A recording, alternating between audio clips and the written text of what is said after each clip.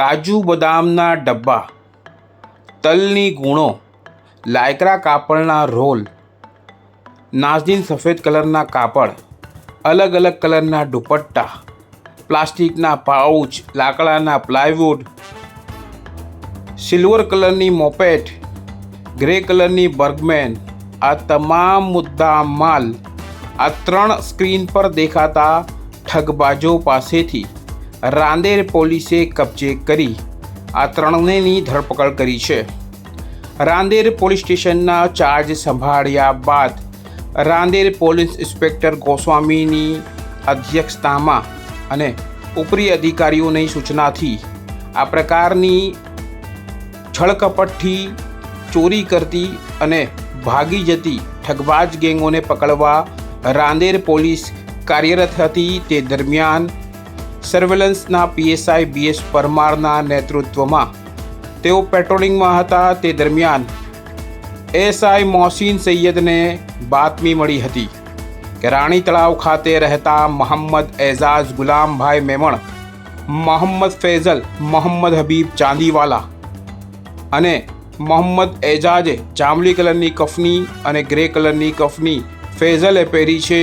Access moped છે. આ તમામ માહિતીઓના આધારે આ 3ની જ્યારે અટક કરવામાં આવી ત્યારે ખબર પડી કે આ તમામ મુદ્દા માલ તેઓ ક્યાંક ને ક્યાંક ચાઉ કરી લોકોને ઠગાઈ કરી મેળવ્યો હતો. આ અંગે મળતી માહિતી મુજબ સુરત શહેરના અલગ અલગ વિસ્તારોમાં કાપડની દુકાનો હોય, લાકડાની પ્લાય હોય, તલ તથા કાજુ બદામની ચીજ વસ્તુઓના વેપારીઓને દુકાને જઈ આ 3 આરોપીઓ માલ ખરીદવા પહેલાં ઓર્ડર આપતા હતા અને પછી ઓર્ડર જે જગ્યાએ મેળવી લઈ ત્યાં પેમેન્ટ માટે વેપારીઓને અલગ જગ્યાએ બોલાવી પેમેન્ટ આપ્યા વગર જ ત્યાંથી રફુ ચક્કર થઈ જતા હતા. આ તમામ માહિતી જ્યારે રાંદેર પોલીસના એસઆઈ મોહસીન સૈયદને મળી તો તેમણે પીએસઆઈ બીએસ પરમાર અને નવનિયુક્ત રાંદેર પીઆઈ ગોસ્વામીને ચર્ચાઈ હતી. જે બાદ આ 3નું છટકું ગોઠવાઈ ગયું હતું અને આ અંતર્ગત પોલીસે આ તમામને ઝડપી પાડ્યા હતા. હાલ આ 3 રાંદેર પોલીસની ગિરફ્તમાં છે, જેમની પાસેથી કુલ્લે 5 લાખનો મુદ્દામાલ કબજે કરવામાં આવ્યો છે. જાણીએ રાંદેરના નવનિયુક્ત પીઆઈ ગોસ્વામી શું કહે છે.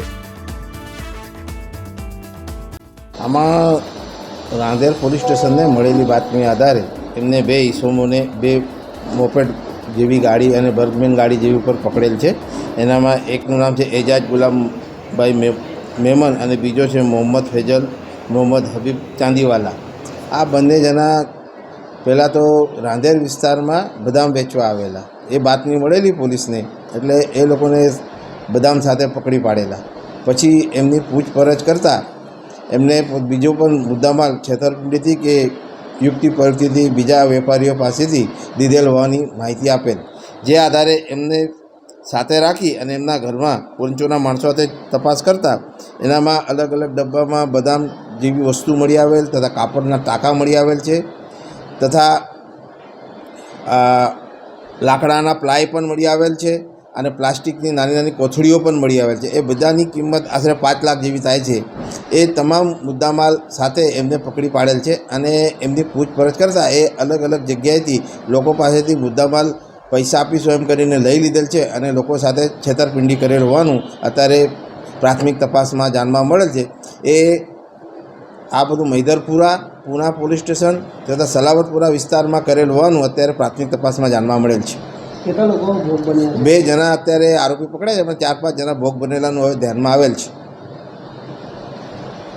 ઉલ્લેખનીય છે ચહેરાથી ભોળા અને શાંત અને ધંધાદારી દેખાતા 3 ઈસમો ખરેખર બહુ મોટા ઠગબાજ છે.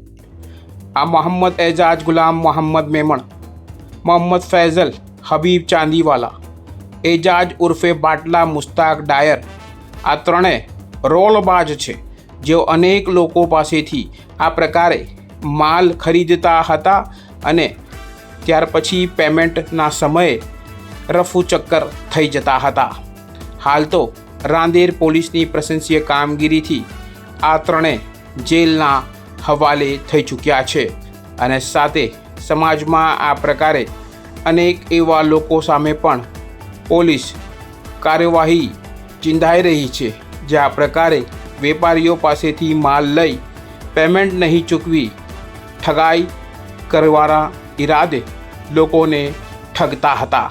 હાલ તો આ ત્રણેયની ધરપકડ થતાં તેમના મૂળ વિસ્તાર રાણી તલાવ સહિત આસપાસ ફફડાટ ફેલાયો છે.